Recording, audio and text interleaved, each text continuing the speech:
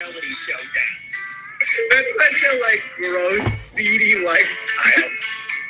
Why professional wrestling is the perfect form of entertainment. Yes, we talk about comics. Yes, we talk about actors. I just like travel hubs. I like airports, bus stations, shit like that. I just like them. We're at the most basic level of fame. You constantly have the option to get licked. Harley died doing what he loves to. He will tell you I'm a bad driver, but there's no evidence for that. I have intuition and I'm deep in this. Dude, people fall for absolute monsters on a regular basis. My credit card is take the Detroit Tiger one. Hey, you're listening to the Two Hippies, One Drunk podcast. I'm this week's host, Eric Fady, and we have a special guest on the show today, Chris Newberg. And since I don't know if you know not Newberg or not, but we do things a little different here than some podcasts in the sense that we have three hosts, and how we do it is we actually change kind of the main host each week, and one of us picks a topic for the week, and we kind of just run with it. And so it's a little different than most podcasts, but that's how we do it because we didn't know how to do it. You know, three people, we didn't know what we wanted to do. So, sure. How you doing there, so what Chris? are we doing this week? What are we doing this week, Eric? Slow intro. No, we're apologizing to our guest for our podcast format. If it was more snappy, you wouldn't have to apologize.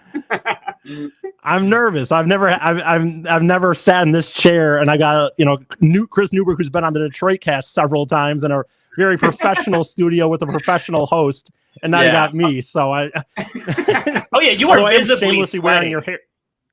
Oh yeah, that's I am shamelessly wearing your Heroin has a great publicist podcast which you host. I'm So this week, Chris, what I decided to talk about is his podcast is called Heroin. Heroin has a great publicist. Okay, all right. Oh shit. No, it's all right. Yeah, that's what it's called. my fucking internet, man. There you go. I mean, it's a great name. I think it's an amazing name for a podcast if you think about it, because the reality is that heroin is obviously terrible for people, but it doesn't stop people from shooting up. So That's accurate. Yeah, that's true. Okay. So anyway, we were going to talk about kind of shitty experiences from working jobs. I don't know. I don't really know your history. I know you were in a band at one point. And you've kind of been in entertainment through a lot of your life. So I don't know did you work some crappy retail jobs at some point in your life? Hell yes. I had the worst jobs when I was younger. I was worked as a floral delivery guy. I worked as a dessert chef. I think the worst job I had, without a doubt, and I think the three of you are young. I don't know if you remember the marquee section or the back of the Metro Times back in early 90s. It was all there was no online. There was no. Yeah, I mean, I do. They're from the Grand Rapids area, so I don't remember. The Metro Times wasn't out there, but I remember the Metro. Okay, so basically what it was is, and I'm sure you've seen the commercial, it was just a whole scam. It was make money, sales, rock and roll atmosphere. Come on down. Rock and roll atmosphere. And I get there to this fucking, I don't know, this strip mall place. And there's this guy, and he's like, hey, my name's Dirk. This is my wife, Lisa, and we sell knockoff perfume. So you're going to get perfume. You're going to go into, you're going to walk around parking lots in Redford and try to sell perfume for $20 to see how it goes. And I'm like, what? No. So, Where was it? Was it even? You know what? Now that you mentioned that, I did. I filled out one of those ads one time, and I showed up, and it was going to be vacuum sales, but they said be your own boss and make the money. Kirby vacuums. When you? Yeah. I didn't even get the job. The funny thing was, I even knew the person that was pitching it, and they knew me from high school. Yeah, and I wasn't good enough, I guess. They want everyone. The pyramid scheme rejected you, Eric. That's what you're saying. From someone and I had a connection. They knew me. I think I did. But did you, when you showed up, Chris, did you Was it like did they have an actual building, or was it just like an office space rented like in a strip mall or something? They just rented an office space. It was like a pop-up perfumery. And it was literally it was the company. Did you end up selling it or not? Idea to like go door to door trying to sell perfume though. It's not even, but it's not even door to door. It's like they were so good with their tactics. It's the same tactics that they use. The people who sell you their CDs, like in Times Square or whatever, they put it in your hand, and once it's in your hand, you bought it. You did it. Yeah, you have to do it. The exact same thing with perfume. That's... It's like, here, you want to try it? Squirt. I did the Cutco thing when I was a teenager. And actually, like, funny enough, that the guy who ran that also named Dirk. Kind of makes sense. I mean, do they give them that name? Is that like now their like initiate name, or is that guy's actual name Dirk? No, I think if you're born a Dirk, you're immediately you got a couple of options. You're gonna do pyramid schemes. You're gonna go to jail for date rape. You're gonna, I mean, what other options does a Dirk have? You get lucky, maybe you're like a male model. Like those are the three life paths for a Dirk. You wear socks with your tucks. But like I remember, okay, like I went into there. It was the same, like I thought I was applying to a job, and they started selling the job to me. And I remember being very confused where I'm like, why do I feel like you're interviewing like have me work for you? Like you're interviewing him, it kind of felt like. Yeah, like they were literally, they just started selling me on Cutco. You know, you go to a job normally, they're like, well, what is your experience? Like, what are your good qualities? Here they were like, oh man, if you join here, you just wait. We have parties on boats. Like, we fucking, you're gonna make so much money, I swear to God. I remember that. You did not make that much money. No, I hassled a handful of my parents' friends. Fucking internet. Sold a couple of knives. To pay for the knives you had that they made you purchase, right? Yeah. Oh, yeah. They made me purchase. They got me first. Yeah, because they make you purchase a set. Of course. Yeah, of course they do. Yeah, I mean, obviously. Yeah. Hey, Chris, when you mentioned those CDs, man, those are like, I had one in New York. You mentioned New York one time. I had one in New York one time, and it's like, dude, it's such bullshit because this guy like throws me as, you know, just like you said, just hands it to you, and then once it's in your hand, then like, oh, I need money for it. I'm like, good. I'm good. I just kept saying I'm good. And then it's like, and he's like, oh no, for real, just take it. I'm like, look it, man, I wasn't trying to be mean, but I'm like, I'm not from like the sticks. I understand the deal. You're going to give me the thing, and then you're going to ask for money. He's like, oh, you know the deal, do you? Then he starts going off and like, call me basically a racist because I know what the stick is.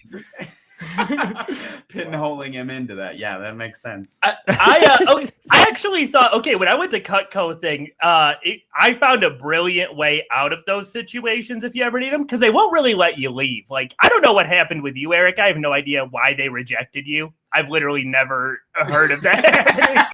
Yeah, I don't remember, honestly. In most cases. You were like the only person to ever be turned down by Kirby vacuums.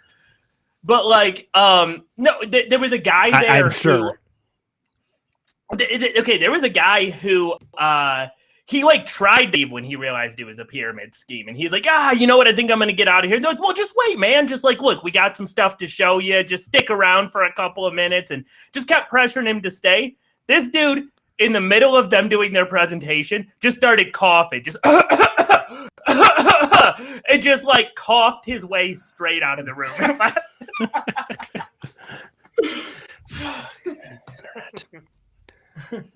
Jesus fuck. What about you, Eric? What's your worst job? So that was your worst job, you think, Chris, was when they tried to get you to sell those things? I've had some. I mean, like I've had some bad jobs. I mean. Did you have any, like, once you, I mean, I know you, and again, I don't know exactly how your kind of life went, but I know did you have any once you were in the band, really, for the most part, or were you once you kind of got in the band that you were in, were you able to live off that, or no? No, I started my own business. That's how I was able to live off. That's when I started doing private investigation and process serving and all that stuff for like 10 Oh, years. right. But I mean, like, you did private investigation. That sounds like it could be interesting and a shitty job. It's just much more boring than you would think because your familiarity with PIs is Magnum, and he's got a Ferrari, and he lives in Hawaii. Yeah. Helicopter. And it's just you didn't have a Ferrari or a helicopter. Neither one. No, it's very, very difficult. Like staring at the same thing for several hours at a time.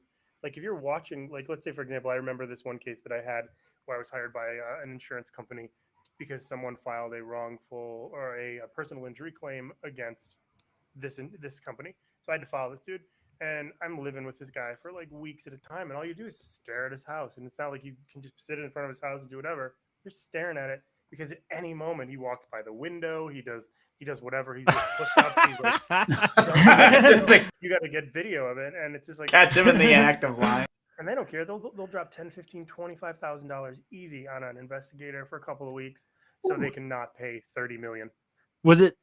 Yeah. For that. Was it usually? I mean, was it companies a lot of times, or was it like? Did you deal with a lot of relationships? It was a lot of relationships. A lot of marriage, family, cheating, spouse stuff. I mean, were they always right? Was there any of them that were like wrong? Some are wrong. My most famous memorable. Here are two of my favorite investigative stories.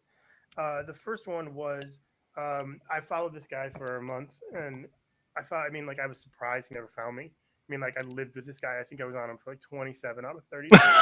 And then on the 27th day, I finally got him at dinner with this stunningly attractive younger woman. Photos and like, boom, slam dunk, everything's done. Turns out it's the dude's daughter. And the mother, the woman who hired me, was having an affair, and she wanted to feel guilt-free about her affair by trying to trap her husband in an affair. But he wasn't. And she was wrong. Jesus Christ. What an awful human being. How did it come out that she was having an affair? Because she told me. Straight up. I was like, he is not cheating. And she was just like, he has to be. And I'm like, he's not. Was she mad then? Yeah, she absolutely was. Because it would totally like in Michigan, and in all states, it's like usually a no-fault divorce state, but infidelity can swing the percentile 10%. And you have so many people in Michigan with so much money that a divorce, if someone is not faithful, 10% of like 50 million is a lot more money. Yeah. Yeah. And so in that situation, and so another favorite story I have is I was hired by this lady to follow this dude going out of town for the weekend. And he was going, quote unquote, up north. So I met him in Livonia, followed him up north and his wife was right. He was with some young little blonde girl. and I followed him 4 hours. I got him making out at the gas station or rest area along the way. And I got him pulling out their bags at the motel, checking in. God. And I have it all on video. And I reach out to the wife and I said, well, it's really looking good. Up here. I said, we have him. I have the pictures. She's like, do you have pictures? And I said, well, I have all of the information that you want. He's captured. He's busted. And she's like, okay. And then I said, do me a favor, win an Academy Award for the next 2 days. Pretend like nothing's happened. Like you don't know shit. I'm like, we'll get the best stuff. It's definitely, absolutely going to help you. It's going to be amazing. And she's like, got it. 15 minutes later, this fucking guy comes out of the motel and he's got his bag and he's pissed and and she's like, fuck you, shut up, get in the car. She's like, this is dumb, why can't I just stay? He's like, fuck you, get in. And then so she gets back on the phone and I'm like, what are you doing? And then she's like, I couldn't tell. She's like, but you have pictures? And I said, I have video. She goes, well, you don't have pictures. I said, no, I have video. It's much more incriminating. She goes, oh, wow, yikes. She's like, he's going to be so mad at me because I said that I had pictures, and now that I don't have pictures, he's going to be a liar. I'm like, well, it's video, and you can just freeze the frame. It's a better thing. And she's like, no, that's dishonest. Yeah, it's like a pause, and there's your picture. Oh, my God. So she just stopped, and I guess they got back together. Okay, I wonder, like, oh, go ahead. I have nothing to say. I would just get to say, like, this is not technically a shitty job, but when you talk about winning an Academy Award after catching somebody cheating, I have heard from somebody I knew that, like, has just repeatedly, like, been thinking about it for days, and it has stuck in my head. Please repeat that, the first part of what you said. Yeah, like when you talk about catching, like, somebody having an Academy Award after, like, catching somebody cheating. There was a story I heard in the last week from somebody I knew. That's literally like Dark. it's stuck in my head for like all week. It is the coldness. They found out their boy was cheating on them, and went and fucked his best friend, and let him come inside of her, and then went back to her boyfriend, and like. Just hung out with him, keeping her cool for a little bit, then started having sex with him, got him to eat her out with his best friends come inside of her. And while he's like, after like 10 minutes, she's just like, how does your best friend taste? Did he smack her? I don't believe the story ended Jesus, with fuck. Right. I know it's not even related to bad jobs, but this has been just I mean, that's when you drilled into my brain for the last week. That is pretty awful. Let's break down that whole situation. So you have a guy who's cheating on his girlfriend. She finds out. She's like, I know. I'm going to fuck his best friend without a condom, and he's going to come inside me, then wait for it. Yep. Then I'm going to go back to my boyfriend's house, and then I'm going to fuck him, have him go down on me, and then I'm going to announce that I fucked his best friend. So this woman has torched the entire life of this guy. She has just walked in. Yeah, absolutely. pretty much. And she was just like, "Hey, buddy, that's Well, like a couple of words, she mad just torched his whole life. respect to her. And But I mean, I can't see a dude. Yeah. Especially the type well, and what is, in her mind, what is like the benefit of that? Like, I don't understand it. Where do you go after that then? Pwned? You just pwned that guy. Yeah, that cheated on you you just for the wrecked rest that of dude. your life. Rest of his I life. mean, Could you? I can see him in jail. Like, but like it's like one of those things where it's like, no, like honestly, like you're like, oh man, horrible situation. Tell me if you wouldn't think the same thing. Horrible situation. Man murders his girlfriend. You're like, oh, that's terrible. I know Steve. He's not bad, dude. What would ever make Steve do that? All right, check this out. Steve's girlfriend. And it came in. Oh, and then you're like, oh, they killed her? Yeah, I get it.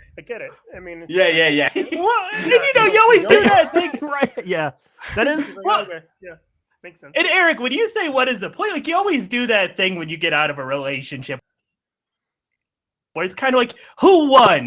You win. That's what I'm saying. Is you No, I get stamp that. of, like home run blowout, just like rest of your life. It's super. I can't imagine that's fair. having Well, the I wonder ability to the do it. guy that she had sex.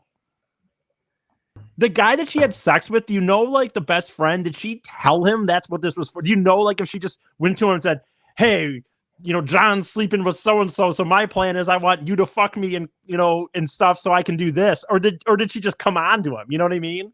Like, She probably just came on to him. I think she just came down to him, which honestly too makes it better because it's like, yeah, she fucked up his life, but rightfully so because like his best friend is obviously a piece of shit. Yep, he everyone deserves it. involved is They probably both deserve it. right? Like, this is a real trio of winners. I mean, Yeah, it doesn't. These are the type of people who Yeah, right. Why would he bang his best friend's girlfriend? It just it doesn't make. I mean, there's Yeah, just a you lot can't of. force him to do that. All she did was expose some shit that was already there. Yeah, and you can't really be surprised. I mean, like I bet, like the type of thing. Well, and it's like, and people say that Jerry Springer is fucking fake. Like, look at this, dude. This is a real life. Oh no. Okay, I've casted shows. These people are super real. I actually have this. Is probably Chris, fall under. when you do that, oh god, You're talking to me. Oh, sorry. Oh, no, God, the internet's really No, being weird no, it's today. fine. I apologize. No, it's fine. It's like I was gonna say, I when you would do these, like, would you get shit? Were you talking? God damn, No, dude, no, this no, internet's no. being annoying. No, go ahead, Eric. Just go. Say it. When you would do these, like, yeah, when you do these, and you would have someone, like, say, oh, I think my girlfriend is cheating. I think my boyfriend's cheating on me, and then like, what if they're not? Like, if they, to me, it's like you already distrust who you're with enough that you've hired a private investigator. It's definitely So, like, a loose even code. if they're not, aren't it? Right. Okay. It's a lose-lose. I mean, Yeah, that's got to be the end of the relationship. It's the same thing as driving by a girl that you're not sure is with you or faithful's house. It's like the second you get in the car, you've lost. Yeah, If you go there and you check and she's not cheating, you're an asshole. You're the dick. Same with looking at some. I mean, Facebook was invented. Phone, I was thinking if you're wrong. You can't hear. Okay, this probably falls under a shitty job. But like when you were talking about Jerry Springer a minute ago, Tyler and I actually got very, very close to being on Jerry Springer. Yeah. At one point in our early 20s. Did we ever tell you about this, Eric? No, I was not familiar with this. No, okay. So you know how they'll have that number at the end where you call, we were like 19 or 20 at the time. You have that number at the end where you can call or whatever. And like, we got on the phone with somebody and we just like made up this whole story. We're crazy story. We're like, what was it? We were gay brothers. We were gay brothers who were fucking, and like we had another guy that like I was cheating on my brother with, and we were gonna like out ourselves on this show. And the way, right. Idiot. One thing. Let me stop you for a second. Is it fake? And we're like, yeah. And we're like, and she's like, I don't care. Just tell me if it's fake. Yep. And we're like, yeah, it's fake. And she's like, okay, that's fine. That doesn't matter. And she's we'll give you the tickets. We just want enthusiastic people who will come out here and do that shit. They told us they would send us a fake obituary so that we could get out of work for a fake funeral. And one of their perks was like all the cigarettes. That was too. Yeah, unlimited cigarettes was one of the perks. Well, I'm sure Chris knows a lot about that fake shit when it comes to like TV and the stories. They don't care. Remember the Jenny Jones thing? I worked at Fox and Hounds at the time when that whole with the thing guy went down. who murdered. Yeah, the guy who shot the guy who had a crush on him. Like they both worked at Fox and Hounds, and I remember it because I started there right after it happened, and I remember vividly they were saying the cook was like, the producers just started calling and they're like, someone has a crush on you. They would not tell him it was a dude. They're like, and they're really ready to surprise you. And it's like, and we like when we were talking, I was like, well, how did they not know it was the waiter or like whatever, or the other waiter? And they're like, he just didn't know. So he just like, he went on the show. They humiliated him. He was so homophobic. Just like the day the show aired, he shot the guy. He drove to his house and killed him.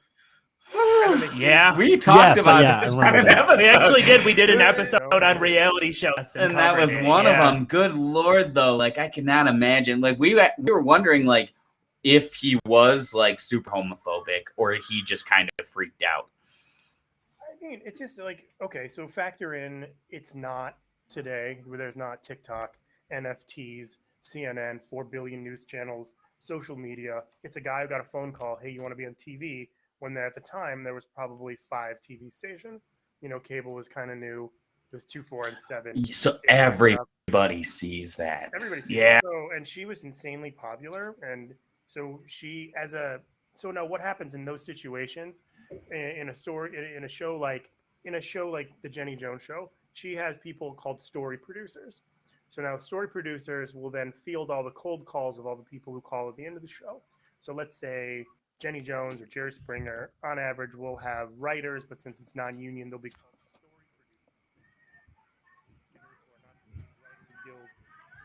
producers. Stuff. But are you guys able to hear me?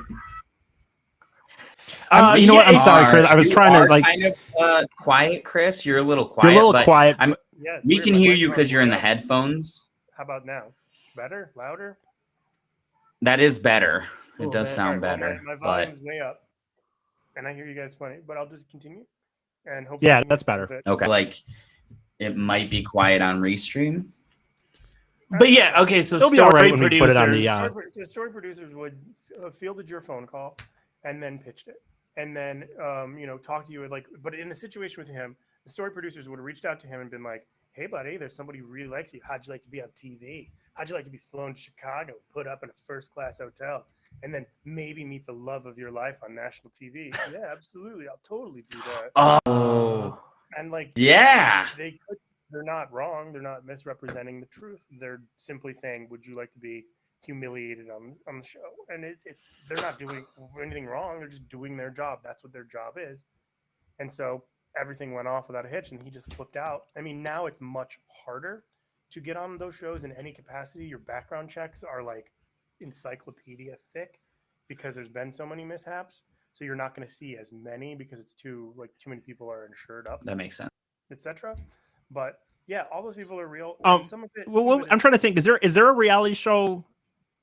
Is there a reality show short of America's Got Talent that like in the recent years that you've been a part of, or not? I'm not fully sure because you do a lot of stuff. So I'm trying to think. Has there been something you've been a part of or asked to be on America's Got Talent, or were you like involved in like the background stuff? Like, he made it. It was like top 20. It wasn't. Oh, okay. It wasn't a fun experience. And that's the thing where I was saying he knows about like and I know we've talked about this in the Trade Cast a lot, Chris. So I apologize, but like he can tell you about how they try to make you find these storylines for yourselves, right? That they were trying to find like, oh, isn't your dad dying or something? Or yeah, it's all storyline. I mean, like they want America, like everything you're going to see on television in the next year is going to be feel good. Everything. You're going to see a lot more like, yeah, you're going to have your franchise show, like your Chicago Fire, Chicago Hopes, NCIS, whatever. But the majority of television shows you're going to see, they're going to be game shows, they're going to be feel-good shows, and the programming is going to be all about happiness and lack of worry for the next 2 or 3 years based on what everyone's just gone through. Because everyone's dealing with escapism. No one wants to turn on the TV and hear any more about this. No one wants to talk about it. So they want to see stuff that's happy and puppies and all that other bullshit that's consistent. It's going to work. That's what you're going to see a lot. It's too, especially when you consider. I'm listening. Yeah, that makes sense too, especially when you think about like, man, the last like 10 or 15 years, it's been a real swing into like dark and gritty and stuff. Absolutely. Yeah. With a lot of that. So yeah, that totally makes sense to just kind of like a backswing the other way. Yeah. That makes sense. Yeah. And it's just like they want to, it's like everything's cyclical and it's all planned. And it's just like, there's going to be a lot of cooking shows and feel good stuff and attempts at comedy. But comedies, I think you're going to see a lot more diminished comedy programming as traditional stand-up because the potentiality to offend their sponsors is increased significantly. Yeah. Mm-hmm. So I don't know. Makes sense. I think it's going to be like. So right, you were in fact. I know this was not kind of where we were going, but there's just when we're talking about it, like you write on a game show now, and you've written for kind of a lot of shows. How difficult is it now to do stuff like that, where you're trying to write jokes, but I mean, it is not like you can't do edgy, and you have to be careful about everything, but also it has to be funny still. Like, do you find it more difficult than it used to be to do stuff like that, or is it okay? Not a big deal. No, I think it's probably the same. I mean, it's just got to be funny. I mean, if it's funny, it's funny. And it's like the key component to everything that you see on television, unless it's scripted and it's character-based, is there's not a lot of mean-spirited comedy ever on anything, unless it's like a character. Sarah, she loves to shop. And like that sort of thing. Right. Because it's safe. Now, in situations on game shows, for example, the way a big show like The Chase is set up, is we are in run-throughs now for season 2. So we get together, we make fictional characters for run-through, and then we have facts about these fictional characters, and then we are in the headset of the actual chasers, the people who are on the show, and we are writing on the fly based on the material in front of us. Now, these people are on the show to win hundreds of thousands of dollars. We don't want to be like, oh, so you're a gardener? What's it like that your hands smell like shit 24/7? Fuck you, Carl. Like, we're not going to say that. Yeah. We're going to be like, it's going to be something along the lines of, okay, Carl's a gardener. Okay, whatever. It'd be like, ooh, Carl, you missed that one. Looks like you're in the weeds. It's so dumb, but it's safe. It's it's not something that I would open with comedically on stage. Ever. That's how you're doing that. The one you're doing, you're doing that on the fly. You're writing the stuff for them as it's going on, huh? Most comedy, most stuff in those shows is on the fly, or it happens during the break. And like, for example, somebody will say something. Yeah, and like one of the I think in The Chase, I think there's 5 acts. It's an hour show, so it's like, let's say we don't play, we'll get the characters or we'll get the contestants, and me and the other 2 producers will write all the jokes. and then if it's my person, I'll walk down to say Ken or whoever it is last season, and I'll be like, hey buddy, here are the 3 contestants: Sarah, Todd, Mark. Sarah is this, Todd is this, Mark is this. Here are the joke ideas I have. You can use all or none of them. And then I say, is there anything that you're seeing here that you have an idea for? And then I'll ask that person, well, I'm thinking maybe something along the lines of like something with a cow. I'm like, oh, okay, cool. And so then I think, how can I do bovine stuff? And how can I do meat? And all these other things I try to do. And then I'll present him with a few ideas. Because our job is like basically the job that we have, meaning Mickey, Lewis, and myself, the 3 people producing the 3 chasers, have probably the most important job on the show, because we are the people who are preparing and making sure that they are ready, because they're giving away millions of dollars of ABC's money. So like they have to think only about the questions and the answers, and they don't want to think about all the minutia and bullshit about talking. So that's where we come in, and we want to create stuff that's going to rattle these people. So it's like when you go on a game show, you're not just like, gosh, I hope I know all the answers. It's like there's people who are there, people behind the people behind the people, to make sure that only X amount of dollars are won per season. Yeah. It was actually like what I was going to ask you, because like I was curious, because I've heard stories about like Who Wants to Be a Millionaire or Jeopardy or The Weakest Link and stuff, where they really kind of plan out who is going to win and how much money to a certain extent, where they would even I've heard stories about like Who Wants to Be a Millionaire, where they would like have a producer go to dinner with somebody that they wanted to win, drop random facts that would come up in the next show to help them and stuff like that. No, that's absolutely impossible. It's against the law. It's governed by the FCC. There's no possible way they would do that. Okay. Yeah, no, I think I read like a Cracked article or something about that before, so I don't remember it. Like any allegations of that, like it's like 25 years in jail or something. Ooh, is it seriously? Damn. Good Lord. Yeah, they don't fuck around. Yeah, because there was the big thing with the quiz show, right? Yeah, that was what it was. Because that originally was the case, because it's great television. And there's no reason you can't make great television without it being an actual game. But games are regulated, and like you have so many people on set, you know, so there's probably like 20 lawyers on set during a game, just to make sure that the network and everything. Wow. Okay. Everything's protected. That makes sense. But they can kind of like use, but they can. But it's okay for them to do kind of what you were saying, and in the sense of like they want to give a certain amount of money away, or like is that what you're kind of saying that is done though? Okay, let's just say like they don't want to give a certain amount each. So let's say, for example, Wheel of Fortune has 10 episodes this season, just as an example. They are allotted prize money at the beginning of the year. Right. They're told they can give away $3 million. So they will never give away more than $3 million, ideally, and I'm pretty sure, and it also could depend on the deal of the production company. Sometimes the excess goes to the production company. So the production company, so like let's say, for example, okay, so the Chase is, so the Chase is a show by the gigantic British production company ITV. They do everything that's huge. It's like they're Fremantle big. So now ITV comes in with the Chase. So now ABC hires ITV. Gotcha. To put on the show. So now ITV said, okay, cool. How much money should we give away? Well, you have $3 million and you have 10 episodes. So you can give away $300,000 an episode or whatever. So like, let's say they end up giving away $2.7 million and $300,000 goes to the company. And that can be worked out in specific deals, but you're rarely going to see 10. You're not going to see people win on a game show 10 episodes. It's regulated for them to not. Yeah. And what do they do to regulate that? Right. Did they just pick?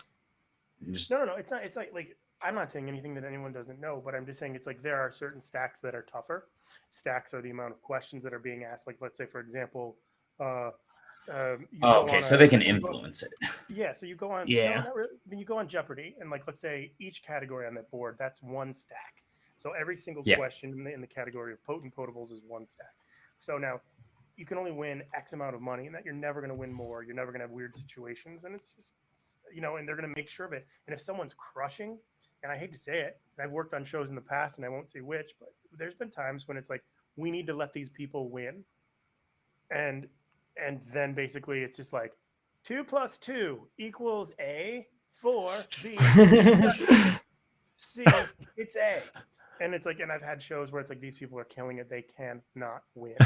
And then they're asked some weird Mandela question. Yeah.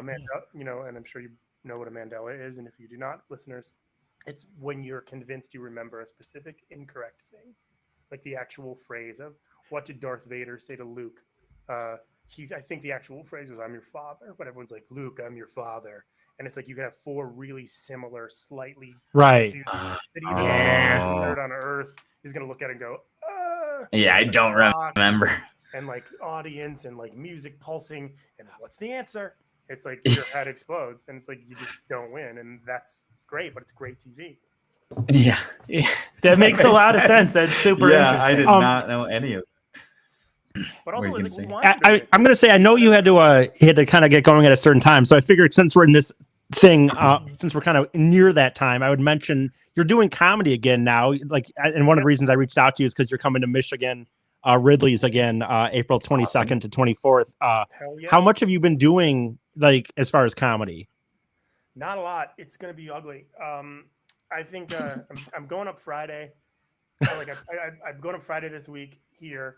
And then I'm going to do Cleveland on Wednesday next week before the Castle. And then I'm going to do 5 shows. I've got like an hour worth of new material, but it's all unproven. You're going to hear a lot of love. Been there. Yeah. How are the shows like? Are like when Cleveland, like, are they all still like kind of like not full capacity? Are they, 25% or stuff like that?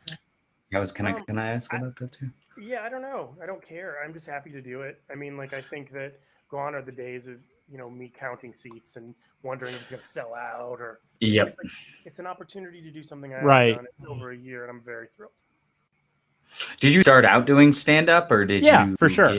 Okay. Yeah. That was That's my awesome. plan. But yeah, this is a fun show, you guys. This is really cool. Sweet, thank you, man. Yeah, we had We fun really having you. appreciate Honestly, having learned. I'm sorry, the internet's been a little crappy. That's fine. It's okay. The internet's been a little crappy today, but that's just how it goes sometimes. Yeah, I get it. I use Restream as well. I understand. Yeah, it happens. Yeah. So, I knew you had to get going at a certain time, so I think that might be a good. Oh, sorry. What's up? I was gonna say I got to roll, but that's good. I was just gonna say this might be a good time, just because I know you had to kind of get going and doing something. But I did want to mention again, you're going to be at the Comedy Castle. For a lot of people to listen to this are from kind of Detroit cast people, and so they kind of know. If they don't know already, you're going to be at the Comedy Castle April 22nd to 24th. You got a show on Thursday and then 2 shows on Friday and Saturday. So that should be cool. Fantastic. And check out his podcast. I appreciate you coming on here, Chris. Thanks, Eric. Check out. Yeah, thank you for coming on, man. Really appreciate it. My pleasure. See ya. I gotta bounce. All right, take it easy. Appreciate it. Have a good one. See ya. See ya. All right. So, Eric, what's I know we didn't get too much into the stuff we're going to talk about. I mean, that was super interesting. I know. I'm I just totally figured on we board kind of got on that roll and learning that stuff. I'm so interested in that. And I mean, working on game shows is a job. It is a job. I was gonna say this should have been called the best, most awesome jobs, right? Because all of those things he did. Like a PI, I want to be a PI. They don't have any regulations in Arizona for a PI, so you can just do it. Really? Yeah, that's crazy. You told me this multiple times. I want to do it. It seems like an odd factoid to just have on his. It seems like an odd fact. Because one day when I disappear, you're gonna find out years later that I became a really famous PI in Arizona. Yeah, right. You want to be? How are you going to PI? You should do it. Yeah, I'd be an all right. No, you actually probably would be. Go ruin some marriages in Arizona. Yeah, I would. I would judge them. I would fucking find them. I'd watch it. Oh, you would be such a judge. I'd be so yeah, right. I wouldn't even wait for the sibling or a significant other to come. I just start berating them beforehand.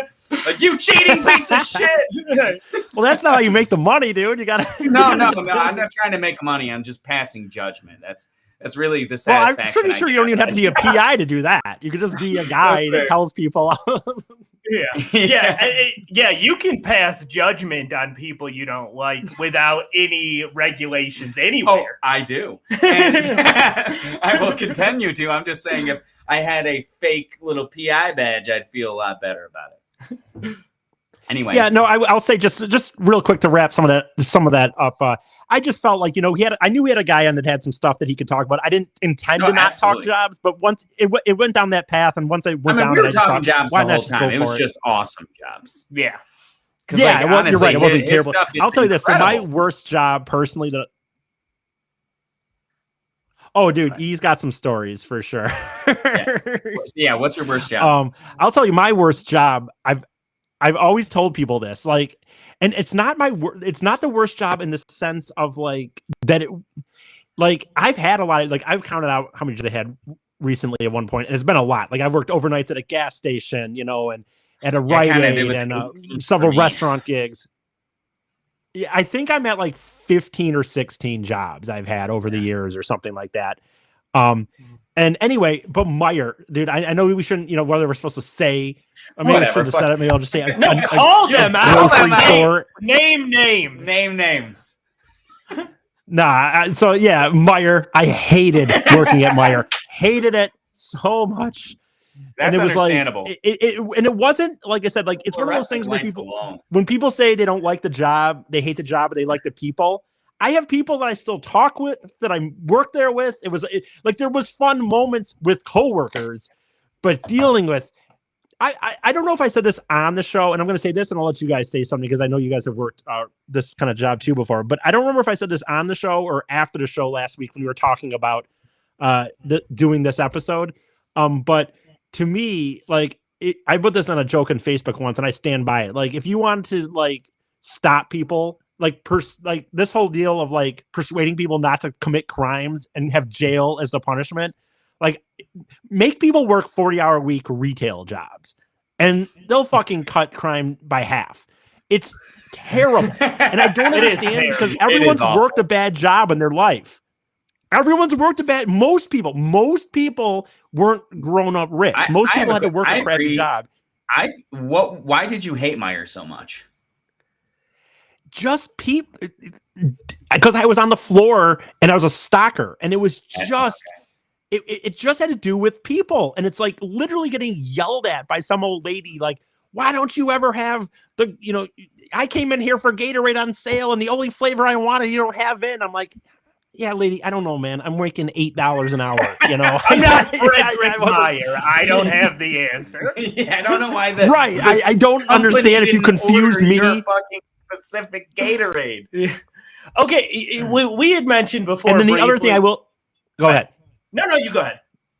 What are you gonna say? All I was gonna say is one other thing I had to do at Meijer was doing the bottle return. I don't know if you guys have ever worked a job where you had to change those bottle returns.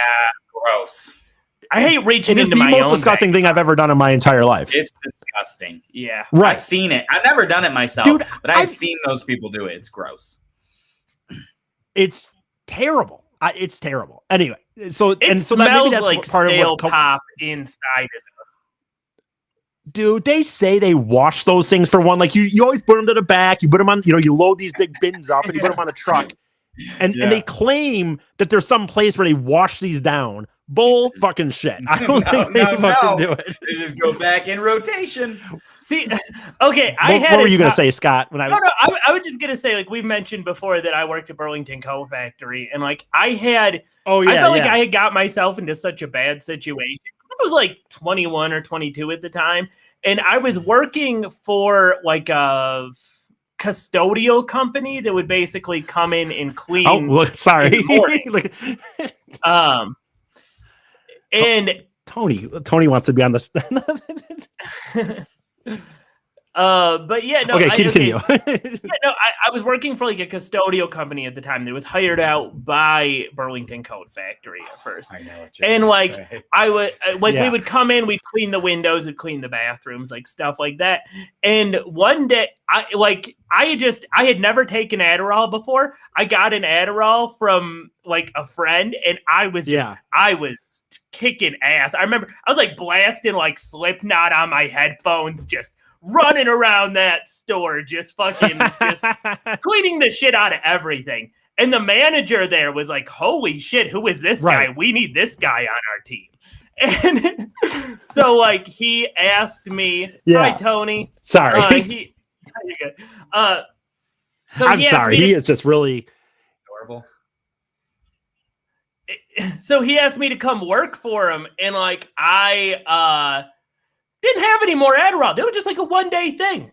And immediately, like, I was the person. In fact, I was coming to work stoned every day. Like, so it was a very big whiplash between like what they expected and what they ended up getting out of me. Well, when you worked at the Burlington I thought you were going to tell the story about, wasn't that at Burlington when you had to clean the bathroom and some woman just like pooped all over the walls and threw a tampon on there and like just shit everywhere all over the place? Yeah, no, hands down for sure. Yeah, definitely. Yeah. There's, I want to get into. That's a shitty job. I would love to. Obviously, don't put cameras in a public bathroom, but I would like to see. The psychology of somebody, be a fly on the wall of some grown person making a mess with their own shit. Yeah. What is that? Well, here's the thing. Here's the thing. I'll say this, and I'm about to be a really big douchebag or admit a really bad thing. When you're working there, I don't fucking understand it. You're right. How the hell could you do that? Now, now if you're just a bystander, apparently you played some shit in a bathroom. One time, I was coming home from a concert with some friends, and this is terrible. I terrible. I'm sorry. How old were you? Let's establish a time. How old were you? 24. That's too old. That's way too old to be playing with your shit. And it is both too old, but also in the no. It wasn't number 2. But dude, I shouldn't admit this. What'd you do? It was like 2 a.m. They were like cleaning or something, and like the person like left so I could go in there, and I just pissed all over the floor. Just like didn't even aim for the toilet. Did you take your pants off as soon as you got in there and just went? No, not even tried at all. Okay. Just kind of like a sprinkler around. There was a time. So go ahead. I apologize. I repent.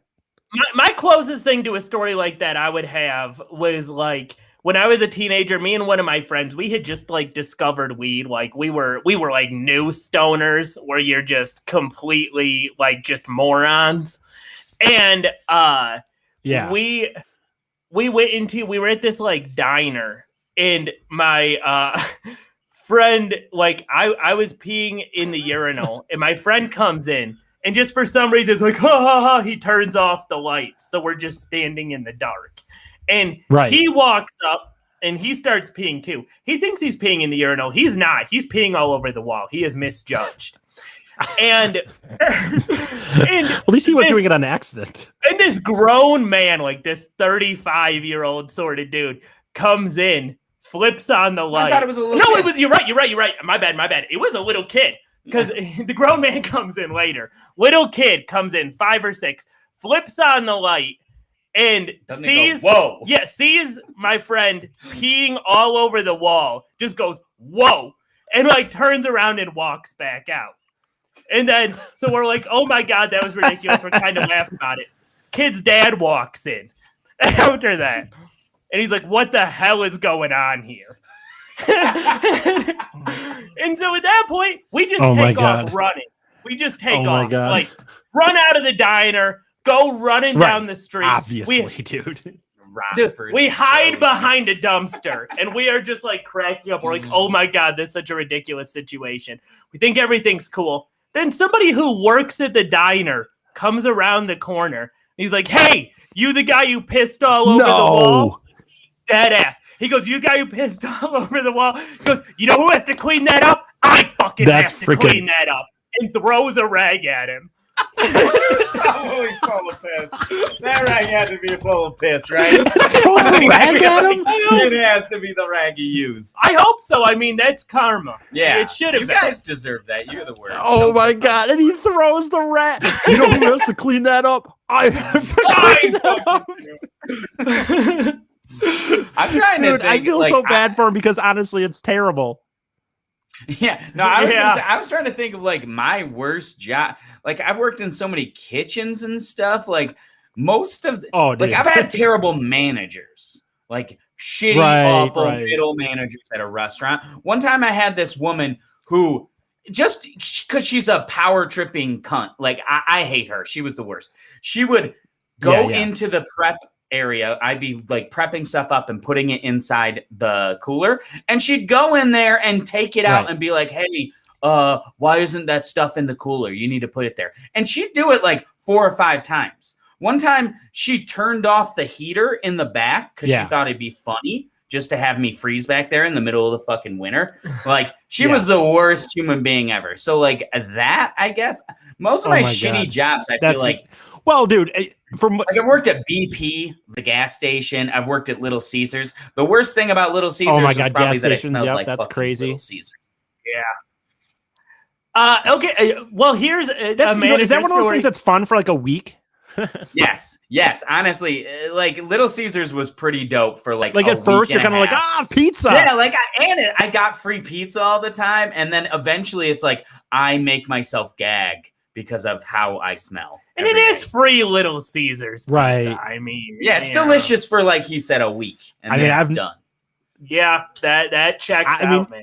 People can say what they want about the $5 pizza. Personally, I get them a lot, and I've only had like 2 in my life that I was like, this is trash. I've always liked them, but I think they're pretty good. They're still bottom tier pizza. They're still they still are the bottom tier. Oh, no question. No question. It's just that it's for $5 to be able to walk in and out and just have a food that you know you'll be full off of. You know, it's. I mean, for that extent, I completely agree with you.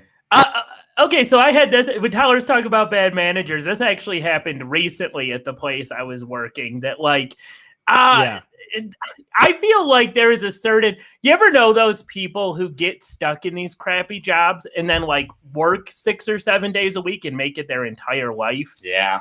In the way that just that's almost every manager at a restaurant. I feel like that's the middle manager, man. Yeah, no, totally, and it warps you. Or a grocery store. Your soul.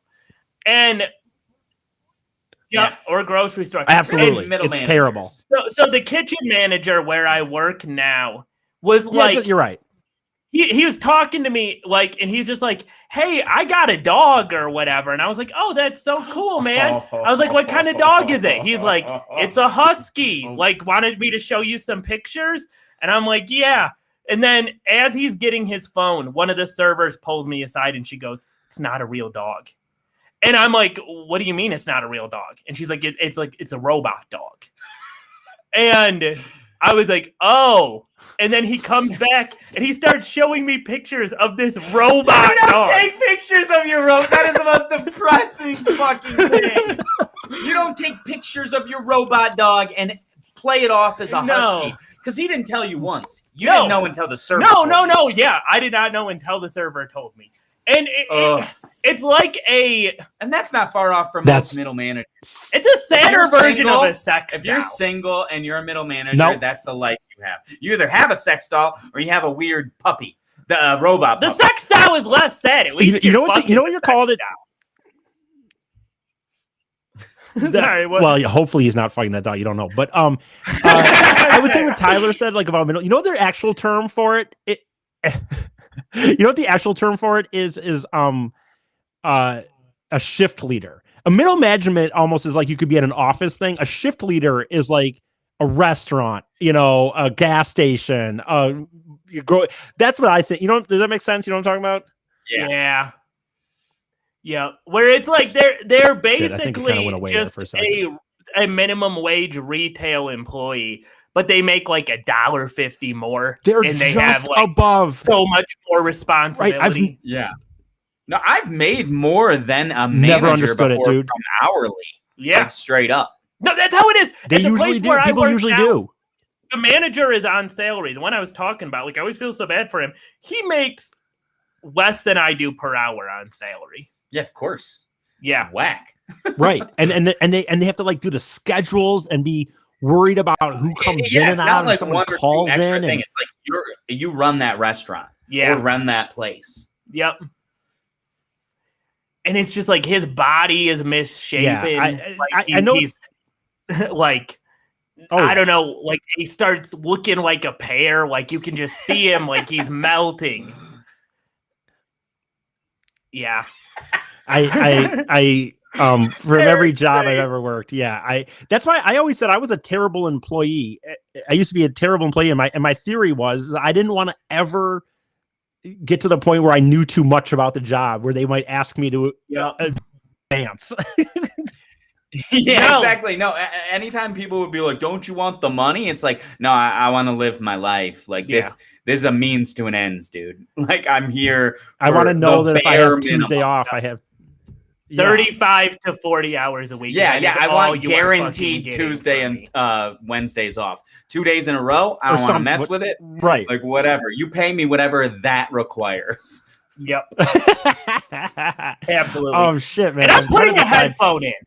I'm not getting paid enough to not listen to a headphone while I'm working.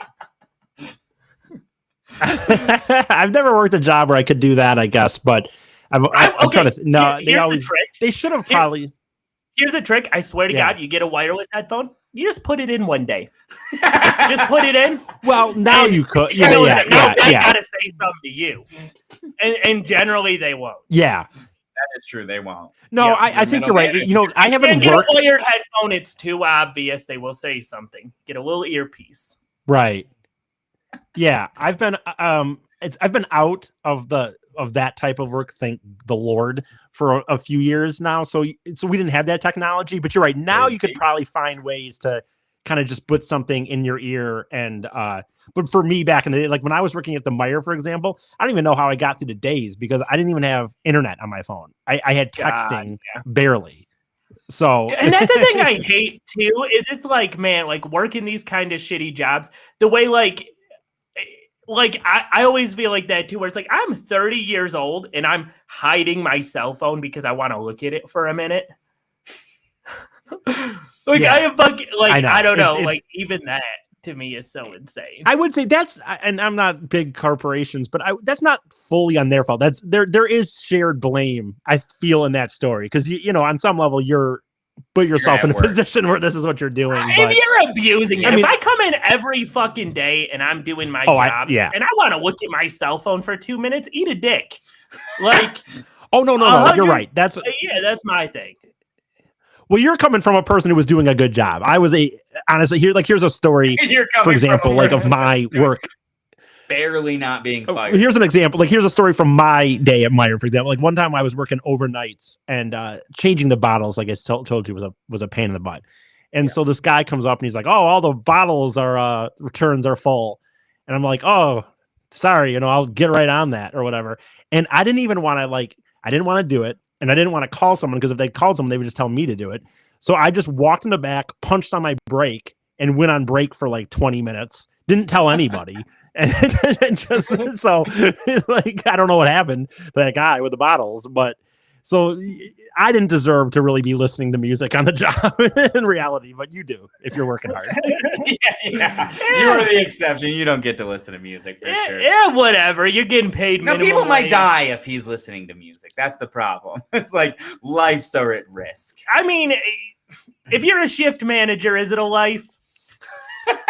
They let surgeons listen to music, by the way, in the surgical room. Yeah, exactly. If they can do that, we can do this. Maybe that's why they go to all those degrees. They get all that college so they can have a job where they can listen to music while they work. That's like a part of it in their contract. I'm trying to think. I guess we're kind of up here on this hour. I know that the show went a little different than it normally does. I feel like what I might do, just because of how this went, is not for my next thing, but I think I'm going to bring this back where we do a little more focused on some of these, because I really didn't get into what I really wanted to talk about. But that's not. We went down a different path because of having Chris on here. So we have a lot of two-parters. Okay. We can do more than that. Yeah, future episodes, dude. I legitimately told someone today, like, I think that you could do a weekly podcast just on retail and honestly just talk about experiences in retail and have people that have worked in retail that would be willing to come on and talk about it. I think it could be a weekly podcast in my opinion, but that's true. So by the way, a few things here to wrap it up. One, for the people that didn't notice, we were supposed to have Tyler do this episode this week. We had a situation where he came up and thought it could be cool to have Chris Newberg on and talk a little bit because he's he's out there in LA doing Super it. Like, you know, you always got to respect someone out there who's literally, I mean, he's a hustler. That guy's a guy who like, he will call people to be like, hey, when can I be on your show? Hey, I should be on your show, or this and that. So that's guy. So thought we had a chance to get him on there, and I thought we would do that. So Tyler was supposed to do this. All right. No, and as somebody fascinated by TV and game shows and reality shows and stuff, I loved what he had to say in the conversation. Like it was all new information to me. It was really right. Interesting. And he's so like well wording, like how he words things, and like so well put together. Like it just for sure interesting to talk to somebody like that, especially in the industry. Yeah, dude. Like again, you could have him. Honestly, like I said, you could have him talk. We've had him on the Detroit Cast several times, but you could have him just because he's almost more interesting probably to people like you guys and me, because even though he's not famous, but what someone would consider famous, he's a full on working. Yeah, he's working in the field, and he's like a very Joe Sixpack guy in the sense that he gets writing gigs here and there. And stuff that people would know, but you don't know him, which is actually absolutely even better if you ask me as I've gotten older. Totally. So anyway, but it was supposed to be Tyler's episode this week, and we were going to do, so I apologize for Tyler that we hyped you up last week, and now you're going to do it next week. But no problem. We can do that if it ever happens. If we ever have a super awesome famous person to come on the show, let's switch my week. Come on. Let's try to promote. And so next week we're gonna go back to right. That's why we do this the way we do it. Yeah, exactly. Be confident, Eric. We do it because we boss. But we are gonna get into like an incredible dude to have on here. Yeah, and so next week you are gonna get into what we talked we were gonna do this week, and that was the Free Britney campaign. Free Britney. Correct? Yeah, that's what we're getting into. I'm looking up some stuff, and there's some new information stuff. You know, I'm fully supportive of Free Britney. We're gonna definitely. I mean, is there anybody on Britney's dad's side? Yeah, I mean, Britney's dad. Yeah, that's it. Britney's dad. He is not a Free Britney guy. That would be an interesting take. Yeah, like being against. Okay, but other than him, you're right. That's a great question. Like, stay in his grass. He is. Imagine if someone, some regular dude. And by the way, like you're talking about Britney Spears, so he's a man. She's a pop singer, so her fans are gonna be for her. Yeah, of course. Yeah. And I'm one of her. Right, well, so you gotta be talking like, who's the dude? Right. But you know what I'm saying. But you know what I'm saying. Like if she's a pop singer, so if you were her fan, you're in, but she's not like an athlete where a lot of, you know, so as I'm saying, like the person that would be against Free Britney, who is that person and what do they look like? Like piece of shit. Yeah. That. Right. Like her they're not even dad hiding and it. her dad. Yeah, I don't know. I guess we can do a final. Well, yeah, her dad. I guess we can, this was, like I said, this is a little different episode in the end for us. Does anyone have a final thought they wish to share from the situation? I really enjoyed Chris coming on. I learned a lot, and I think that conversation was awesome. I also enjoyed hearing about, I don't know. We didn't really get into bad like work stories that much, but like what we heard was interesting. I enjoyed it. That's my final thought. I really liked having Chris on. We should do cool stuff like that more often. Yeah, definitely. Same. Yeah. It was, for sure. And we could definitely probably do another hour on bad jobs for sure. Absolutely. We did touch on it a little bit, but yeah. Yeah, we did. We did talk about jobs. We mostly did. Yeah. And like, I just, once again, like, I know it's not related at all, but like, just imagine eating your best friend's cum out of your girlfriend's pussy. That's my final thought. I think that, you know, my final thought would be like having to do with like, I'm going to power through it. Have to do with like the stories he told. Like we only heard 2 stories about his PI situation. And it's like humans, man, Freaking humans, dude. Like this And one. two examples where they were either wrong or didn't give a fuck. Right. Yeah. And the one she wanted to be right. Like she wanted him to be cheating so she could feel better about herself. So she could feel better about her own cheating. Yeah. It's dark. That's just so depressing to me. That's so depressing to me. I can't understand it. But I guess that'll be it. Thanks for the people who watched. I think we had a decent amount of viewers this day. And I know comments, the internet, if you're still with us, the internet was a little rough, but Tyler puts these together and you can listen to the audio. And I think this will be a little harder for him, unfortunately, this week to put this together, but he does put them together and they're usually better in the audio form if we have internet problems. So check us out there at the Spotify and iTunes. If you felt like rate us 5 stars, maybe get comment, subscribe, like our page. Also, we love your comments, everybody that commented. Thank you. We'll try to respond to it after we're done here. And check out we're almost 1,000 likes here. Oh, yeah. We're only like 22 away. Nice. 22 away. Even, like, Come 10. on, people. 10. I think you're right. 88. We're at like 988. So if you could like our page, get us up to 1,000. That'd be cool. Thank you. And see you next week. All right. Say Brittany. Thanks, guys. See ya.